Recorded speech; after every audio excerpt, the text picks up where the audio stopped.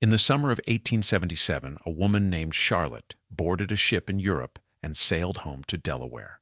She had been gone for months. The family had sent her away because she needed rest. Her nerves, they said, her constitution, the accumulated weight of a life that had asked too much of her for too long. She had toured.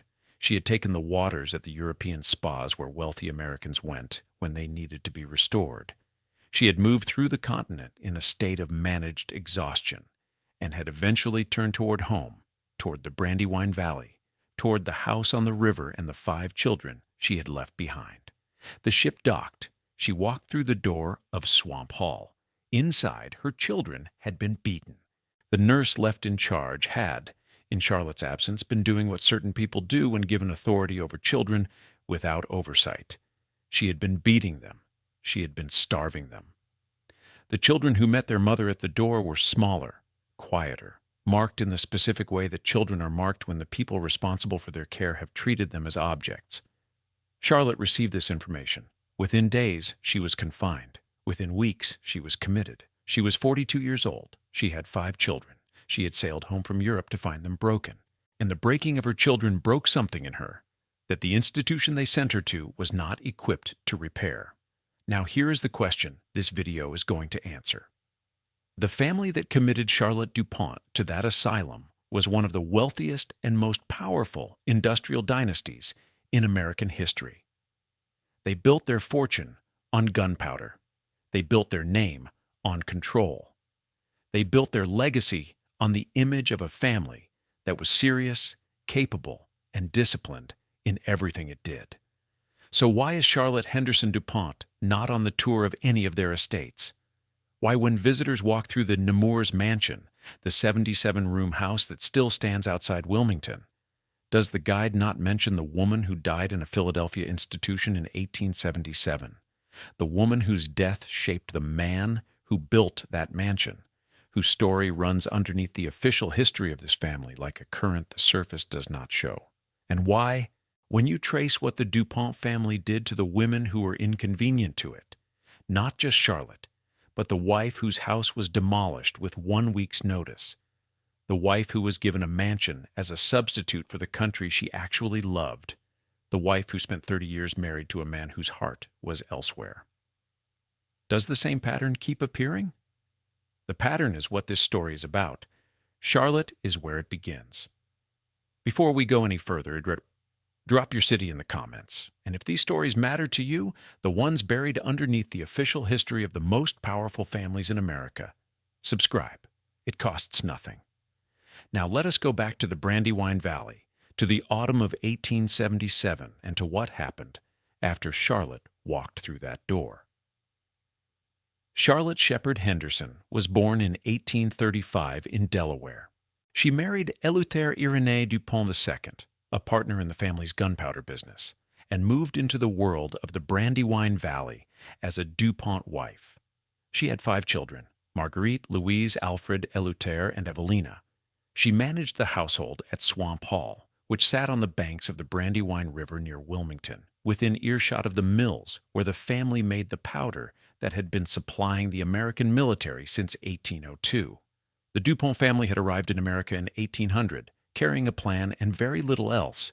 Pierre Samuel du Pont de Nemours came to the United States fleeing revolutionary France, and his son Eleuthère Irénée established a gunpowder mill on the Brandywine Rat in 1802. He had been trained at the French National Powder Works. He knew the chemistry. He knew the production. By the middle of the 19th century, the company he built controlled an estimated 40% of all the powder produced in the United States. The Brandywine Valley became the du Pont family's entire world. The mills, the company houses where workers lived, the family estates on the higher ground, the schools and churches and social infrastructure the family funded and controlled. It was a private country. The du Ponts were its permanent government. The women in this family had a specific role. They were the infrastructure of the domestic world that the family's commercial world required in order to function. They managed the households. They raised the children. They maintained the social connections that kept the family's position secure. They were permitted to support the men who ran the enterprise. They were not permitted to run it. Charlotte lived in this world for 20 years. She struggled in it, with her nerves, with her health, with the accumulated demands of her domestic life, until the family decided she needed to be sent abroad for restoration. Her husband Eleuter was already declining from tuberculosis. The family that surrounded them was large, interconnected, organized around the perpetuation of the company and the name, and not particularly equipped to attend to the inner lives of the people inside it. She went to Europe. She took the waters. She tried to find the restoration that rest was supposed to provide. She came back to children who had been beaten and starved in her absence. What happened next is the part the official history of the Du Pont family does not tell in the terms that would make it legible as what it was. The official terms are clinical. Charlotte had a history of mental illness. The discovery of her children's abuse triggered an episode of acute hysteria. The family took the appropriate steps for the era. She was committed to an institution in Philadelphia where medical care was available. These statements are all, in a narrow sense, accurate. They are also profoundly incomplete. The word hysteria needs to be understood before this story can be understood. It comes from the Greek word for uterus. By 1877, the literal theory had been abandoned, but the underlying assumption had not changed, that women were, by virtue of their biology, more susceptible to emotional disturbance than men, and that this susceptibility was the proper explanation for behavior that disrupted the domestic order. Hysteria was diagnosed in the thousands across the 19th century, almost exclusively in women, when they were grieving, when they were refusing domestic obligations, when they were doing anything that disrupted the orderly operation of the household world in which they were the primary operators. It was also diagnosed when women were genuinely suffering, when the breakdown they experienced was not a character flaw, but a human mind responding to something it could not absorb. Charlotte's breakdown was of this second kind.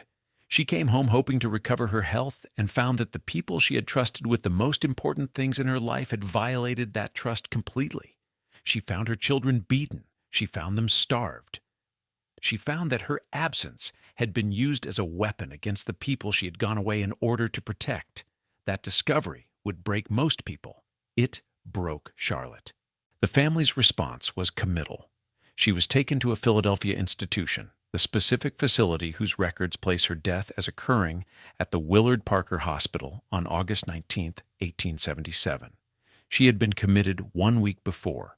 She was 42 years old. Her husband died 29 days later. Alfred was 13. Now hold that detail. Alfred was 13. He was 13 when he watched his mother be taken away to a Philadelphia institution that she would not leave alive. He was 13 when the family arrived at Swamp Hall to tell the 5 orphaned children they were to be separated. And when those children, led by the oldest daughter Anne, met the family's representative at the door, armed with garden tools and kitchen implements, and refused to be taken.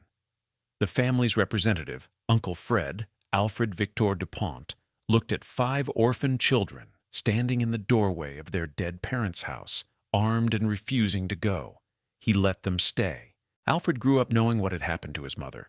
He grew up knowing what the vocabulary of hysteria and mental illness provided as cover for the more specific and more human story of a woman who had come home to find her children beaten and had not survived the discovery. He learned, as children learn things their families teach without explicitly teaching them, that certain things happened to women who could not be managed, and that those things were described in clinical terms that preserved the family's dignity while erasing the woman's experience. He would go on to apply those lessons. Precisely.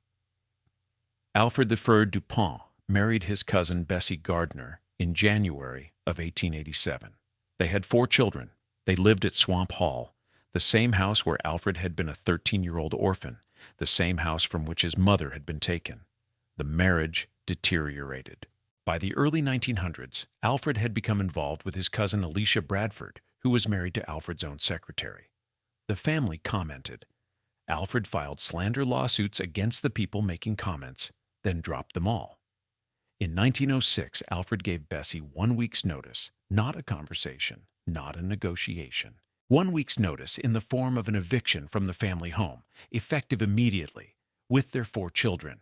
And then, this is the detail that explains Alfred Victor du Pont better than any other single fact about him. He had the house demolished, not sold. Not transferred to Bessie as part of the divorce settlement. Demolished. He had Swamp Hall torn down to the foundation so that Bessie and their children could not live in it. So that the house where his mother had last lived before the asylum, the house where he and his siblings had stood at the door with garden tools and refused to be separated, was gone from the landscape entirely. He left no trace of it. Think about that decision. A man who has more money than he will ever need demolishes a large house not because he needs the land, not because it is unsound, not because he is building something else. He demolishes it specifically so that his wife and children cannot have it, so that the thing she has built her domestic world around for 20 years ceases to exist. This is the behavior of a man who wants erasure, who wants the evidence of the life he is leaving behind physically removed, who has learned somewhere in the years since he was 13 that the most effective response to a woman who has become inconvenient is not to manage her departure, but to remove the record of her presence.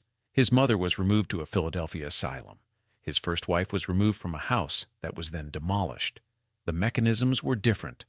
1906 could not do what 1877 had done because the law had changed, but the impulse was the same. She had become inconvenient. She had been removed. The evidence had been cleared. Alfred married Alicia Bradford 2 weeks after her divorce was final. He built her a mansion.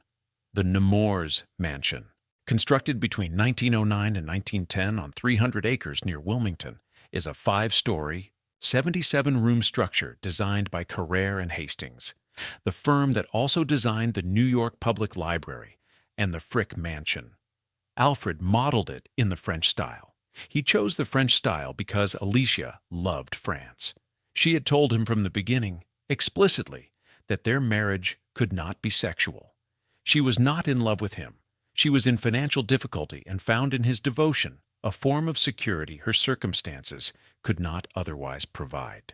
She entered the marriage honestly. Alfred entered it believing that the French style reproduced in Delaware would eventually produce the same Alicia that France itself produced. It did not. Alicia spent most of their marriage in Paris. The mansion stood in Delaware. The limestone Louis XVI facade looked across the Brandywine landscape at nothing in particular and waited for a woman who preferred the original. She died in January of 1920, at 44 years old. The family, which had never fully welcomed her, received her death with the particular equanimity of people who have been waiting for a situation to resolve. Alfred married for the 3rd time in 1921. Jessie Ball was 37 years his junior from Virginia, present in the way neither previous wife had been permitted to be. She gave Alfred, in the final decade of his life, the companionship the previous 2 marriages had failed to produce. After his death in 1935, she gave his name to the Alfred the du Pont Hospital for Children and the Nemours Children's Health System that continues to serve families today. Jessie is the woman the legacy remembers. She earned that remembrance. But the mansion was built for Alicia. And the foundation of the mansion's story is the demolition of Swamp Hall. And the demolition of Swamp Hall is a 13-year-old boy who watched his mother be taken to a Philadelphia asylum in 1877 and learned, in the watching, what certain things cost. There is a tour you can take of the Nemours estate today. The formal gardens have been restored to the French classical style Alfred intended. The fountains work. The reflecting pool is clear. The tour is excellent. The architecture, the collections, the philanthropy, the hospital. It tells you about Jessie Ball DuPont. It does not tell you about Bessie Gardner DuPont, whose house was demolished with 1 week's notice so she and her 4 children could not return to it. It does not tell you about Alicia Bradford DuPont, for whom the mansion was built, and who spent most of her marriage in France and died at 44, having never fully inhabited the world the mansion represented.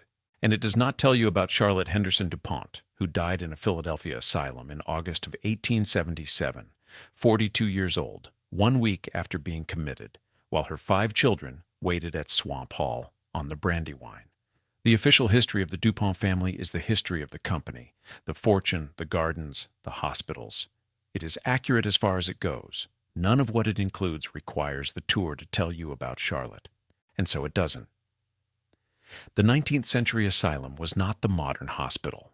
The institutions built under the moral treatment movement of the 1840s and 1850s began as genuine reform efforts, replacing chains and dungeons with landscaped grounds, regular occupation, fresh air. By 1877, the theory had been overwhelmed by the scale of the problem it was trying to address. The asylums were overcrowded, the staff was overworked, patients were warehoused in rooms designed for fewer, with limited tools available to address their distress: sedation, restraint, and time. Charlotte arrived in this system having just found her children beaten and starved in her absence. She arrived in the state the family called hysteria, which was, in her case, the rational response of a human mind to the discovery of something unbearable. She had 1 week. We do not know what that week was like. The records do not preserve it. What we know is the date she arrived and the date she died, and the 7 days that separated them. That is not a medical outcome. That is the result of a system not designed to treat what Charlotte was actually experiencing. Applied by a family that found the clinical framing more useful than the human one, producing a death the official record describes as the consequence of mental illness, and the honest record describes as the consequence of a woman being sent somewhere she could not survive. Eleuthère Irénée du Pont II died 29 days after Charlotte. Alfred was 13. The family arrived at Swamp Hall with a plan to separate the children. They were met at the door by 5 orphaned children, armed with garden tools, who refused to go. The family let them stay. Alfred was sent to boarding school, first to a religious academy in New Jersey he found traumatic, then to Phillips Andover in Massachusetts. He grew into a man carrying the particular combination of capability and grievance that would define his adult life, permanently aware that the family had sent his mother to a Philadelphia institution and that she had died there in a week. The asylum was 1877. The demolition was 1906. The same logic, different tools. Pierre S. Dupont, Alfred's cousin and the man who eventually took control of the company from him, built at Longwood Gardens something extraordinary. The conservatories, the fountains, the Italian water garden. Longwood is visited by more than 1 million people annually and is among the finest horticultural achievements in the world. Pierre's wife was Alice Belin Dupont, born 1872, daughter of Henry Belin Jr. She married Pierre in 1915 when she was 43. Alice was philanthropic, well-regarded, and by every account performed the function of being Pierre S. Dupont's wife with the competence and grace the position required. The people who have studied Pierre's life carefully have noted in the particular delicate language that scholarship applies to subjects of powerful families that Pierre's deepest personal attachment appears to have been to Lewis Mason, a young working-class man who served as his driver and handyman at Longwood, and who became the person to whom Pierre directed his most sustained devotion. Alice knew. In the way that wives of that era knew things they were not supposed to name, she understood the contours of the marriage she had entered, and she continued in it with the discipline of a woman who had no other available option. She lived with Pierre for 30 years, managed the household, supported his institutional life, and died in 1944, 2 years before him, having spent 3 decades being the appropriate wife without, apparently, ever being the actual love. What she felt privately is not in any record that survives. The private woman is in the silence. The same silence as Charlotte, a different form of the same institutional indifference that organized the Dupont family's domestic world for generations. The pattern, read across Charlotte, Bessie, Alicia, and Alice Belin, is not a pattern of deliberate cruelty. This needs to be said clearly because the easier version of this story makes monsters of the men and victims of the women and draws a clean line between the two. The clean line is not what the record shows. What the record shows is something more ordinary and therefore more damning. A family whose institutional priorities consistently place the company, the name, the fortune, and the perpetuation of the enterprise above the inner lives of the women inside its domestic world. Not because the men were deliberately cruel, because the institutional logic of a gunpowder dynasty in the Brandywine Valley did not contain anywhere in its operating framework the question of what Charlotte Henderson du Pont was experiencing, or whether the family's response to that experience was adequate. The question was not asked. The framework did not require it. The woman was committed. The family continued. The mills kept running. The fortune kept growing. 40 years later, a slightly updated version of the same logic applied to Bessie. Committal was no longer available as a tool. Demolition was. He used it. 20 years after Bessie, a different version applied to Alicia, the mansion built in the French style for a woman who preferred France.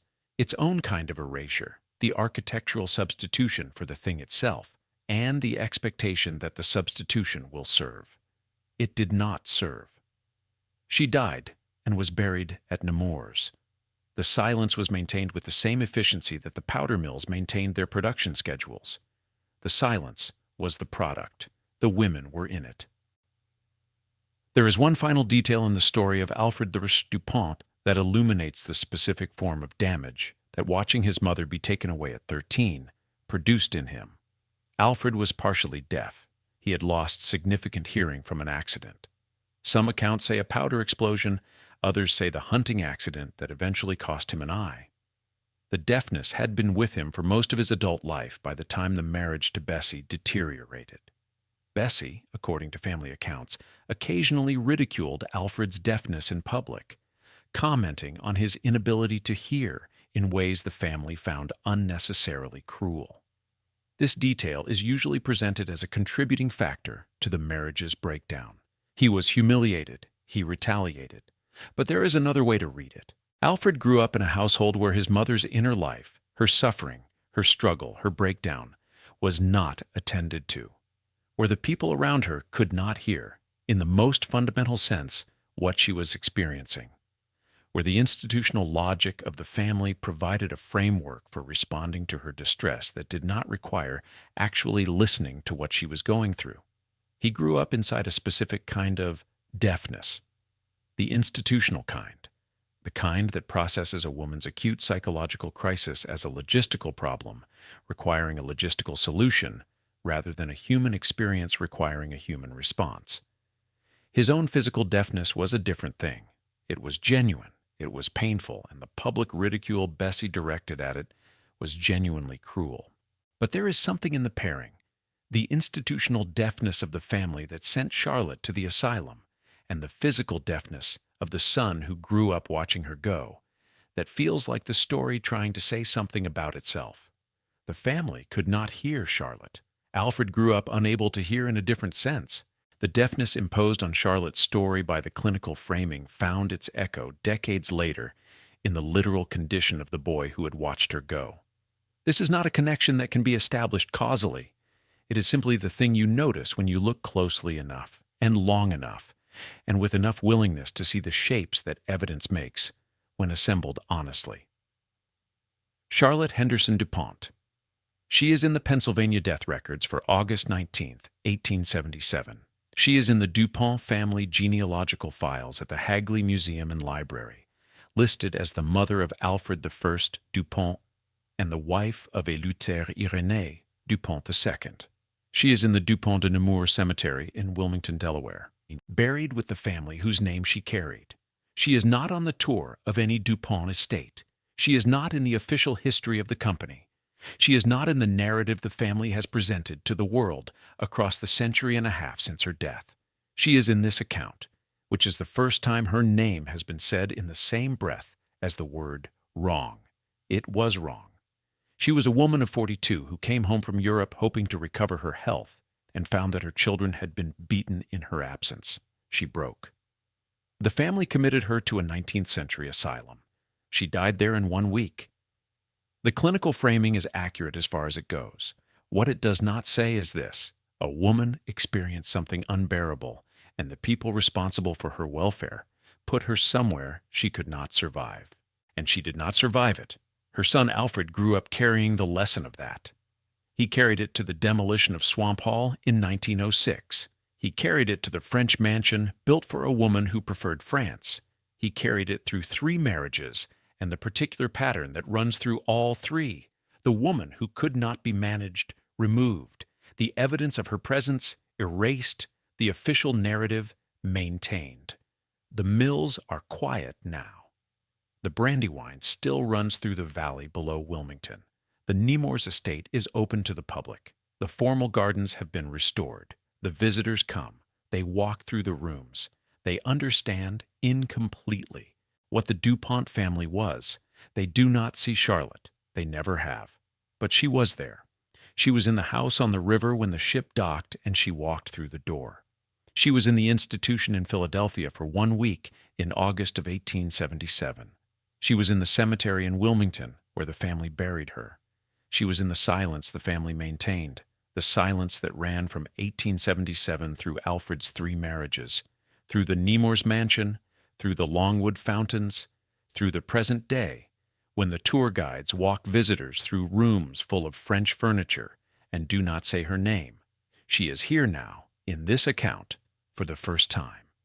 Not as a footnote, not as a genealogical entry, not as the mother of Alfred I Du Pont, as Charlotte, who came home, who found her children had been beaten, who broke, who was committed, who died in 1 week, who was 42 years old, who deserved better than everything that happened to her, whose name the family kept off the tour. We put it back, and Charlotte Henderson Du Pont, the bride they silenced in an asylum, is in the light. She is in the record now in the terms her story requires. There are 46 Du Pont family estates and historic properties in the Brandywine Valley region. They are, many of them, extraordinary examples of American industrial wealth translated into landscape and architecture.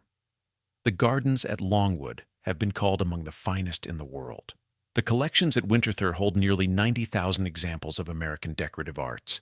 The Nemours estate, restored in recent years, is genuinely magnificent in its French classical design.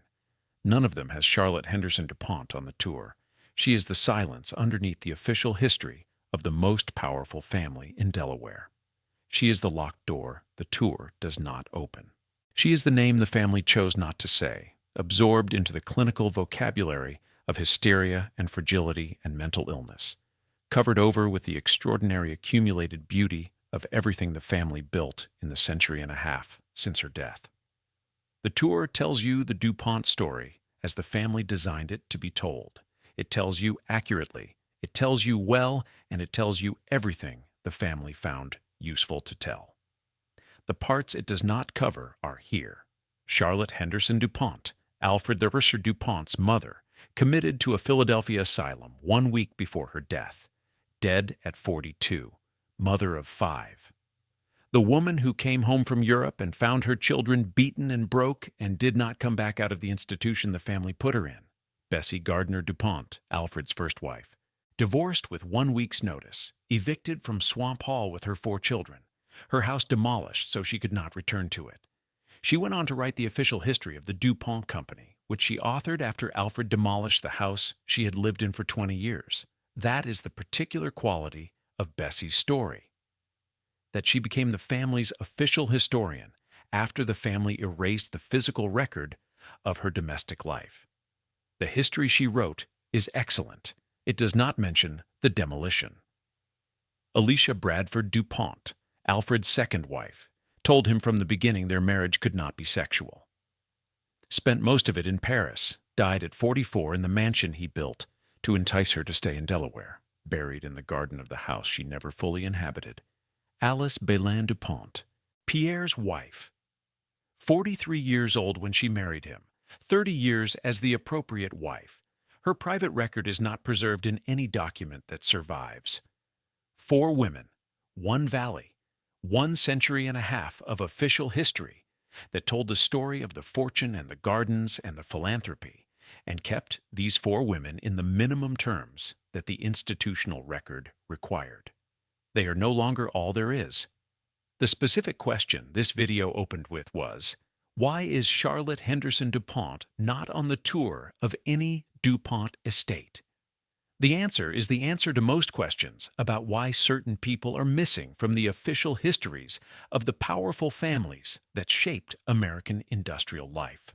She is not on the tour because the tour was designed by the family's institutional history, and the family's institutional history was designed to tell the story the family found useful. The story the family found useful is the story of the gunpowder mills and the industrial innovations and the philanthropic legacy and the extraordinary gardens open to the public. It is the story of the fortune and what the fortune built. Charlotte is not in that story because Charlotte is not what the fortune built. She is part of what the fortune was built on. The domestic labor, the household management, the raising of the children who inherited the enterprise, the sustaining of the domestic world that allowed the men to focus entirely on the commercial one. She is infrastructure. Institutional history does not put its infrastructure on the tour. What it does not tell you is that the infrastructure was a person, that the person came home from Europe to find her children beaten, that the person broke, that the person was committed, that the person died in 1 week at 42 years old. It does not tell you this because institutions do not produce reckonings with themselves. They produce continuations of themselves. The DuPont family is not unique in this. Every Gilded Age industrial dynasty with a comparable record of what happened to the women inside it produced the same non-reckoning through the same mechanism. The institution continued. The women stayed in the unexamined record until someone says otherwise. The 5 children who stood at the door of Swamp Hall in 1877 with garden tools grew up in the shadow of what had happened to their parents. Alfred, the oldest son, became Alfred the First DuPont, the man this account has followed at length. He built the Nemours Mansion, demolished Swamp Hall, lived 3 marriages, and died in 1935, having built something extraordinary and having paid for it in ways the official legacy does not fully account for. Marguerite, the oldest daughter, became Marguerite DuPont Lee, a social reformer, a voice for the poor, documented in the Hagley's collections. She found in philanthropic work the purpose that the Brandywine Valley's domestic order had not provided. Louise became Louise DuPont Crowninshield, one of the founders of the National Trust for Historic Preservation, the organization that now manages many of the historic sites the DuPont family created. She preserved Eleutherian Mills, the original DuPont family home, and dedicated her life to the physical conservation of American historical heritage. None of them, as far as the available record shows, spoke publicly about what happened to their mother in August of 1877. They were formed by the silence. They carried it. They built their lives alongside it. This is how institutional silence persists across generations, not through active suppression, but through the ordinary mechanism of children who grew up with their families' silences as the water they swam in, who passed that absorption on as things that simply were not said. Charlotte was not said. She was the mother who had gone to the asylum. She was the woman the family had sent away. She was in the clinical record and the genealogical record and the cemetery, and she was not in the conversation, because the conversation that would have required naming what the asylum had been, and what the week had meant, and what the family's response to her breakdown had cost her, was a conversation the institution was not equipped to have with itself. Her children knew. They lived with knowing. They built institutions and preserved landscapes and served their communities and died without saying in public what they knew privately about how their mother's story had ended. The silence they carried outlasted them. It outlasted their children. It outlasted their grandchildren. It lasted nearly a century and a half. Walk through the Nemours estate and you will encounter the story of Alfred the First DuPont, as the family has chosen to tell it. You will hear about the gunpowder innovations. You will hear about the more than 200 patents, the disputes with his cousins, the move to Florida in 1925, the acquisition of Florida banking interests, the growing empire in the American South that ultimately produced the Alfred Burns DuPont Hospital for Children. You will hear about Jesse Ball DuPont, who built that legacy after Alfred's death, and who is, by any honest accounting, one of the more impressive philanthropists in the history of American wealth. The tour will tell you that Alfred built the Nemours Mansion for his wife, Alicia. It may not tell you that Alicia spent most of their marriage in France, or that she had told Alfred from the beginning the marriage could not be sexual, or that the French style was Alfred's attempt to reproduce for her the country she preferred over Delaware. What the tour will not tell you is the story that starts everything, that a 13-year-old boy watched his mother be taken to a Philadelphia asylum in 1877, and that the watching shaped the demolition and the mansion and the pattern that runs through the family's domestic life like the same current that runs through the Brandywine below the estates. The thread that connects Charlotte Henderson du Pont's death in August of 1877 to the 77-room mansion that stands in her son's name today is the thread this story followed. That thread is what this story is. There is a particular kind of institutional forgetting that is not the same as deliberate suppression. Deliberate suppression requires someone to make a decision, to destroy a document, to alter a record, to instruct a guide, not to mention a name. The silence around Charlotte does not appear to have been produced by that kind of decision. She is in the Pennsylvania death records exactly where she should be. She is in the Hagley's genealogical files. She has a Find a Grave memorial maintained by a volunteer contributor. The basic facts of what happened to her are available to anyone who knows where to look. The forgetting is institutional in a different sense.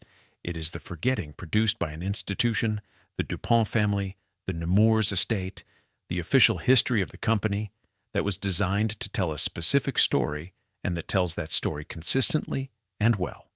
The story it tells does not include Charlotte because Charlotte does not serve the story. She is not a figure of achievement.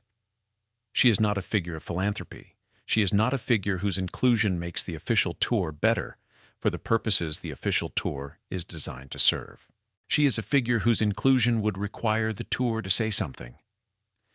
The family's institutional history has not made space for that a woman was committed to an asylum by the Du Pont family in 1877 and died there in a week, and that this happened because the family's priorities did not include the question of whether its response to her crisis was adequate to her as a human being.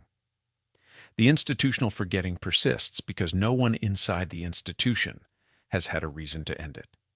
The family's archivists are not suppressing Charlotte. The tour guides are not concealing her. None of them has been tasked with saying her name in the terms her story requires, because no one inside the institution designed to perpetuate the family's legacy has needed to perform that task. The task fell to the outside, to the genealogical volunteers who maintain the Find a Grave memorial, to the researchers who cataloged what they found, to accounts like this one, which are not produced by the family or the estates or the institutional history of the Du Pont enterprise, and which therefore have no reason to prefer the official framing over the true one. Charlotte is in the institutional record in the narrowest terms the institution required. She is here in the record this account produces in the full terms her story deserves. The Brandywine runs north to south through the valley below Wilmington. It runs past the ground where Swamp Hall stood before Alfred demolished it. It runs past the cemetery where Charlotte is buried. It runs past the mills that have been quiet for decades and past the estates that are open to the public. It is indifferent to all of it, the way rivers are indifferent to the human histories that occur on their banks. It simply runs. The water that was there in 1877 is long since in the ocean.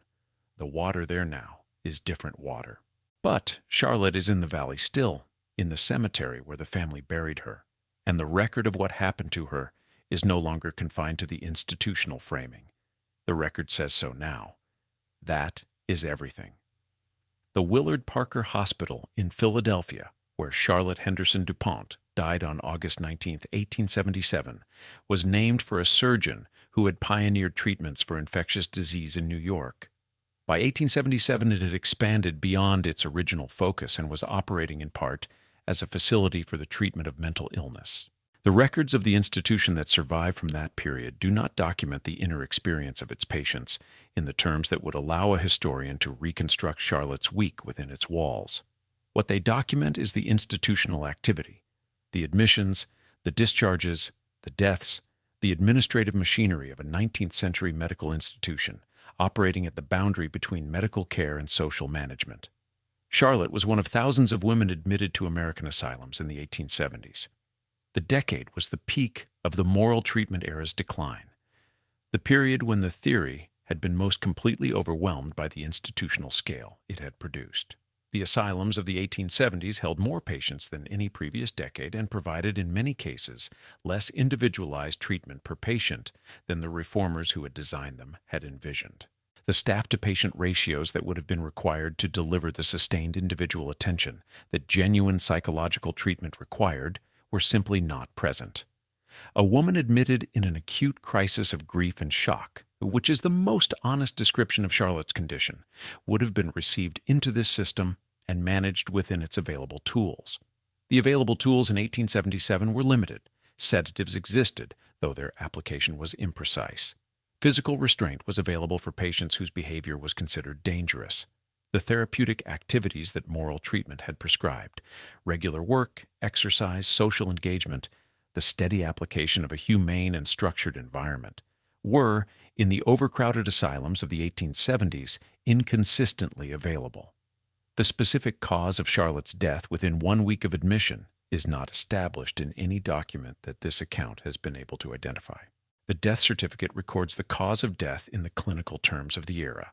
What those terms describe, in the language of the 19th century, may correspond to what the 21st century would describe as the physical consequences of acute psychological collapse.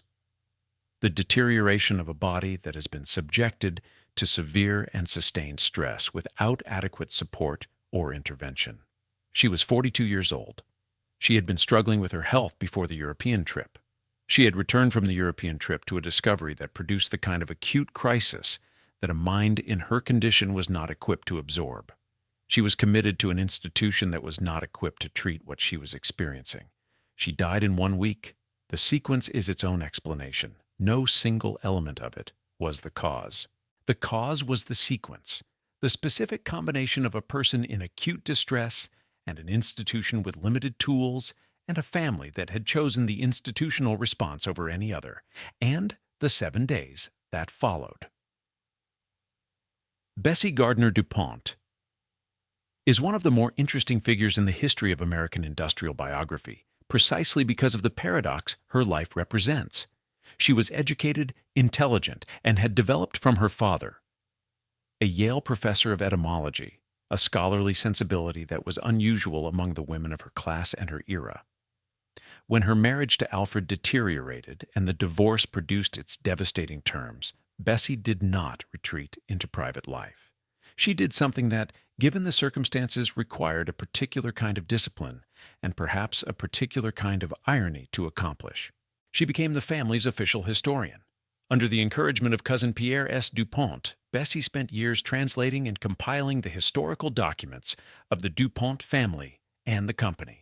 She produced the authoritative history of A.I. Du Pont de Nemours and Company from 1802 to 1902, a scholarly work that remains a primary source for anyone studying the family's industrial history.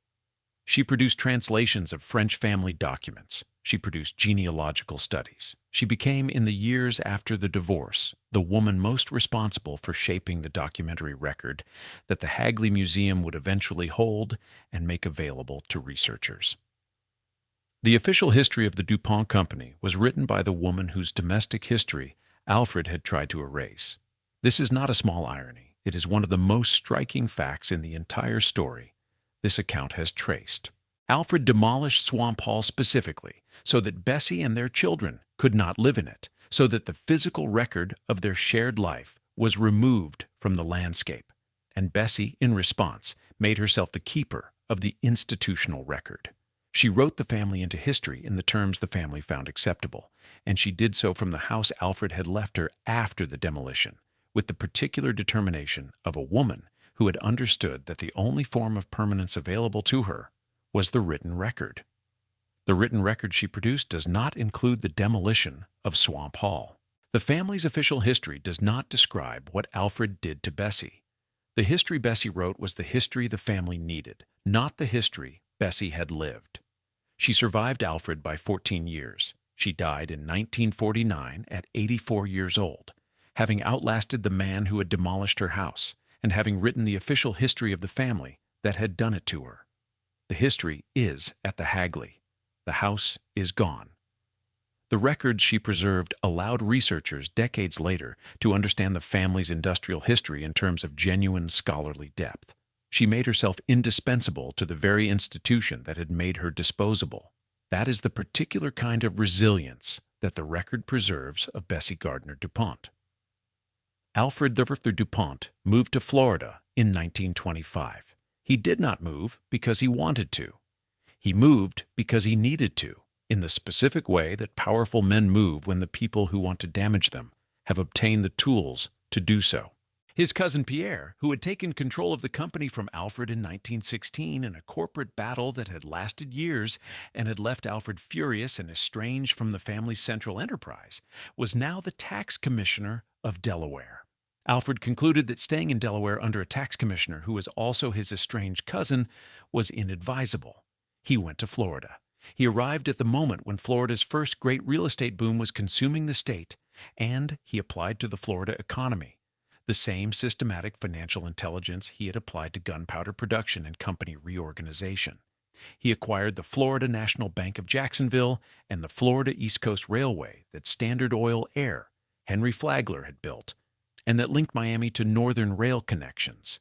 He built a banking network across northern Florida that became, after his death, the foundation of the Jesse Ball DuPont philanthropic enterprise. He was, in Florida as in Delaware, a genuinely capable man. His innovations in gunpowder production had been real.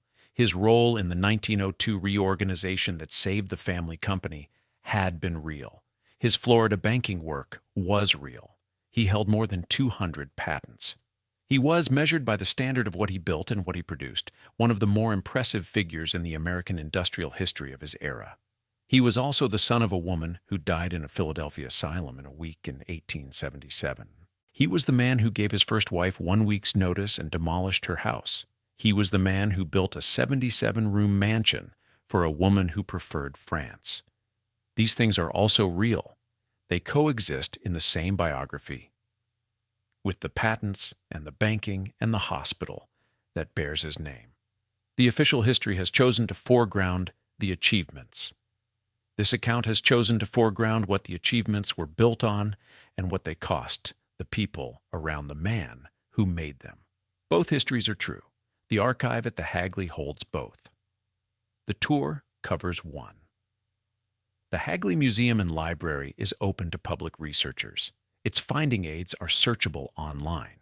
A researcher looking for Charlotte Henderson DuPont will find her in the genealogical files. Name, dates, family relationships. The skeleton of a life. What the Hagley also holds, accessible to researchers who come in person and work with the collections, is the correspondence and the business records and the personal papers of the family across 2 centuries. The papers of Alfred I DuPont are there. The papers of Pierre S. DuPont are there.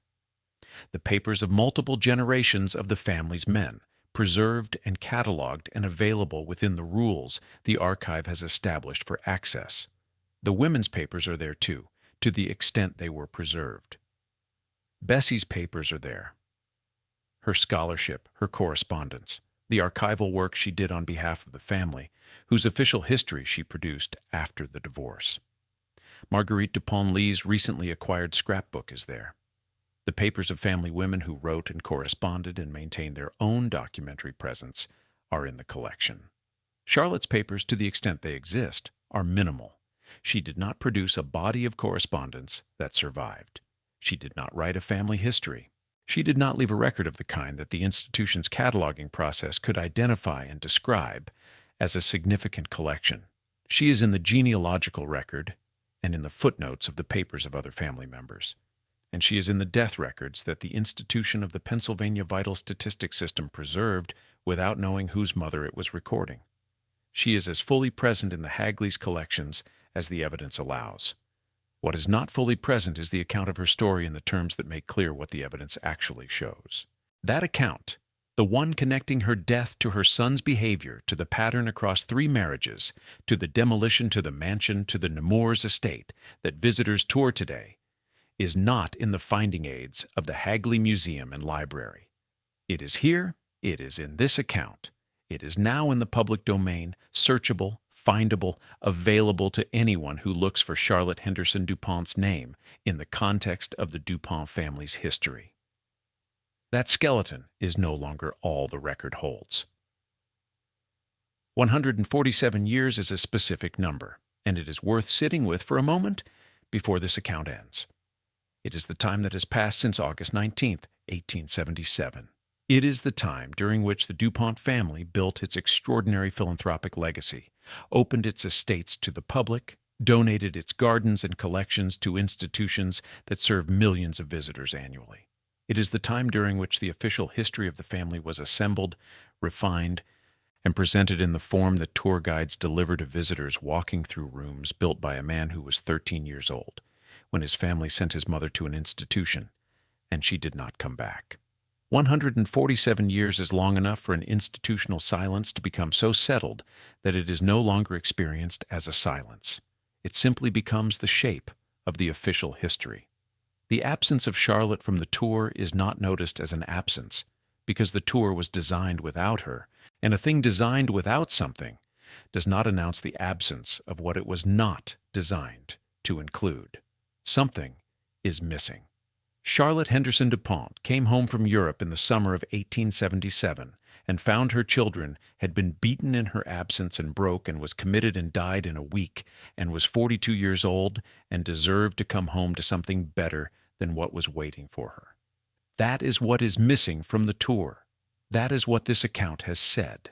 That is what the record now holds for anyone who looks. The Brandywine runs on. The gardens are open.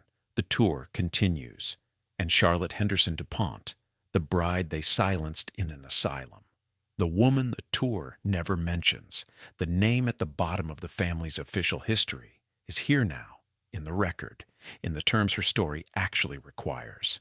That should have always been enough. That is everything. The Brandywine Valley had been producing explosions since the DuPont mills opened in 1802. This is not a metaphor. The powder mills on the Brandywine exploded with a regularity that was accepted by the families and workers who lived in their vicinity as one of the conditions of industrial life in that specific place. Over the course of the 19th century, the DuPont operations on the Brandywine suffered dozens of significant explosions that killed workers, destroyed buildings, and sent the force of the blast across the valley in ways that residents felt in their homes and in their bodies. The family's response to these explosions evolved over the decades into something that was, by the standards of the 19th century, genuinely progressive. Genuine grief for the workers who died, genuine financial support for their families, genuine investment in safety improvements that reduce the frequency and severity of the blasts over time. The DuPonts were not indifferent to the deaths of the men who worked their mills. They built a cemetery on the property. They attended the funerals. They maintained personal relationships with the workers' families in the way that families do when they have lived in close proximity to the same community for generations. Charlotte lived in this world.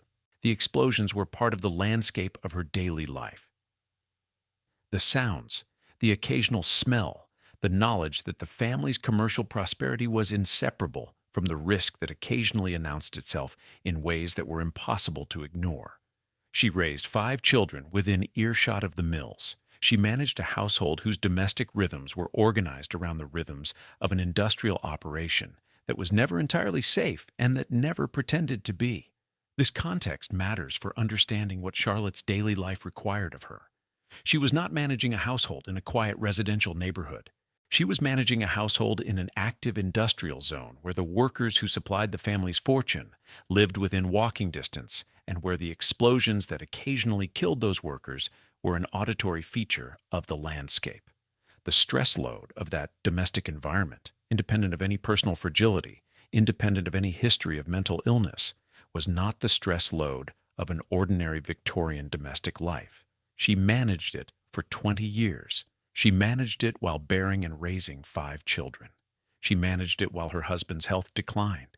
She managed it through whatever the internal pressures of her own psychology were producing in her. And she managed it until she could not anymore, at which point the family sent her to Europe for restoration, and she went and came back to find her children beaten. The European trip itself is a detail that deserves more attention than it usually receives in the accounts of her story. The decision to send Charlotte to Europe was itself an acknowledgement that something was wrong, that the accumulated weight of her life in the Brandywine Valley had produced a state that required intervention. The intervention chosen was removal and rest. She was sent away, which is to say the solution the family found for the problem Charlotte presented was the same solution it would later find for other problems Charlotte presented: removal. In 1877, the removal was therapeutic in intent. She was sent to Europe to recover. The fact that she did not fully recover and came back to a situation that completed the breakdown the European trip had been meant to prevent does not change the intention. The family that sent Charlotte to Europe was not trying to harm her. The family that committed Charlotte to a Philadelphia asylum after her breakdown was also not trying to harm her. They were using the tools their era provided for managing a situation they did not have other tools to address. The tools killed her. This is the fact that the clinical framing obscures and the human framing reveals. The tools killed her, and the family that used the tools absorbed the outcome and continued, and the mills kept running, and the powder kept being made, and the fortune kept growing, and Alfred was 13. One of the persistent questions in the history of wealthy industrial families and the women inside them is whether the women knew. Not whether they knew in the abstract sense that they were part of a system that valued their domestic labor over their inner lives. Most women of the era did not have that analytical framework available to them, and it would be anachronistic to expect it. But whether they knew, in the practical daily sense, that what the family required of them was something different from what the family provided to them. Charlotte cannot answer this question. The record does not preserve her perspective. What the record preserves is the outline of her behavior. The European trip that the family authorized as a response to her health, the breakdown that followed her return, the committal that followed the breakdown. From this outline, it is possible to infer that Charlotte knew something, in the practical daily sense, about the gap between what was being asked of her and what was being provided in return. The European trip was not a vacation. It was the family's acknowledgement, in the only form it had available, that the demands of Charlotte's domestic life had produced a deficit it could not address by other means. The deficit was real. The European trip was real. The restoration the trip provided was partial and temporary. The breakdown that followed her return was real. The asylum was real. The week was real.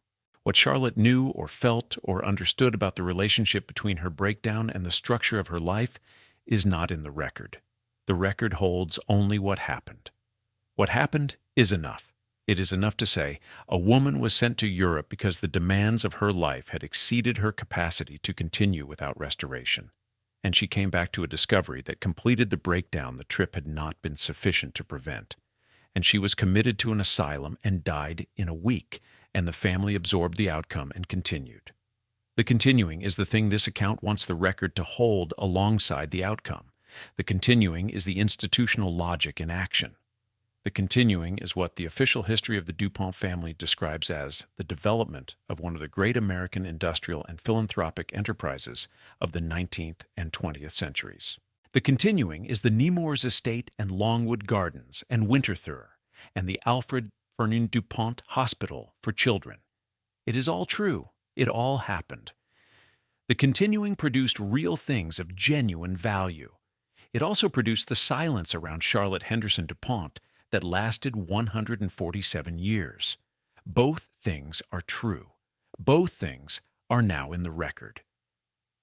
The story this account has told is, at its most basic level, the story of what institutional priorities do to the people inside institutions when those priorities are not organized around the welfare of the individuals the institution contains.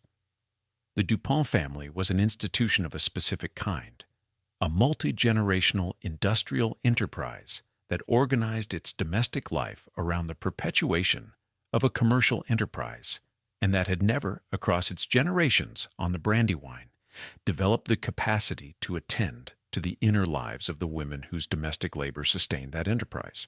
This is not an unusual failing for institutions of its type and era.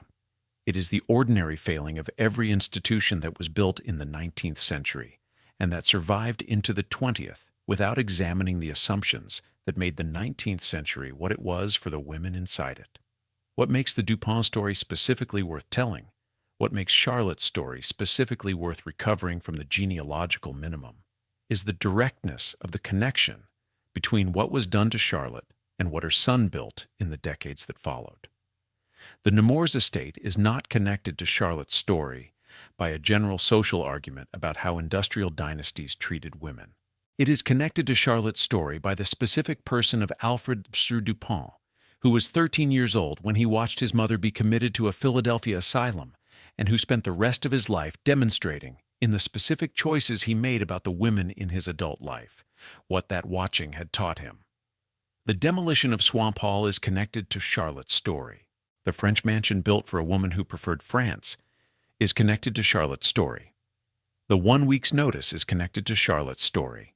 The connection is not a general one, it is personal.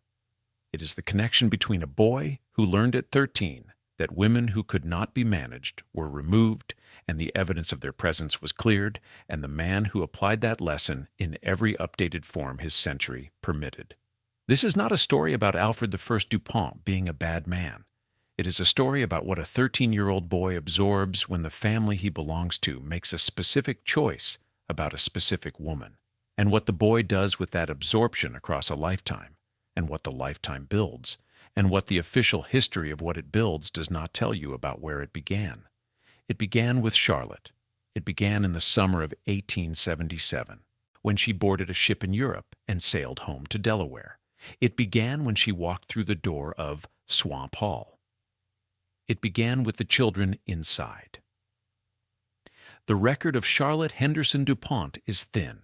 It is thinner than it should be for a woman who was the mother of Alfred I DuPont, the wife of a senior partner in the DuPont Company, and a resident of the Brandywine Valley during the period of the family's greatest industrial expansion. A woman of her position and her connections would, in a family more attentive to its own domestic history, have left a more substantial trace. The thinness of the record is itself evidence of something. It suggests a family that did not preserve what Charlotte left behind in the same way that it preserved what the men left behind. The correspondence, the business records, the papers that the Hagley's collections hold in abundance for the family's senior male figures. It suggests that the institutional logic that produced the clinical framing of her death also produced the selective preservation of her memory. What was useful was retained. What was not was allowed to disperse. What was useful was the genealogical fact of her existence as the mother of Alfred I du Pont. What was not useful was the specific human history of how she lived and what she felt and what the family's response to her breakdown cost her. The useful is in the archive. The rest is in the silence that this account has now, in part, begun to fill. It is not possible to fully recover Charlotte Henderson DuPont from the record, the living woman, the person she was before the breakdown, the person she was in the 20 years at Swamp Hall, the person she was on the ship sailing home from Europe in the summer of 1877, is gone with her beyond the reach of any account. What can be recovered is the outline, and the meaning of the outline, and the statement that the outline deserves to be understood as something other than the clinical framing the family assigned to it. Charlotte Henderson DuPont, born 1835 in Delaware, died August 19, 1877 in Philadelphia, committed to an asylum 1 week before her death, mother of 5, wife of Eleuthère Irénée DuPont II. Woman of 42, she came home. The fountains work, the gardens are open, the Brandywine runs on, and Charlotte is in the record now, in the full terms her story requires, for the first time in 147 years. That is everything. That should have always been enough.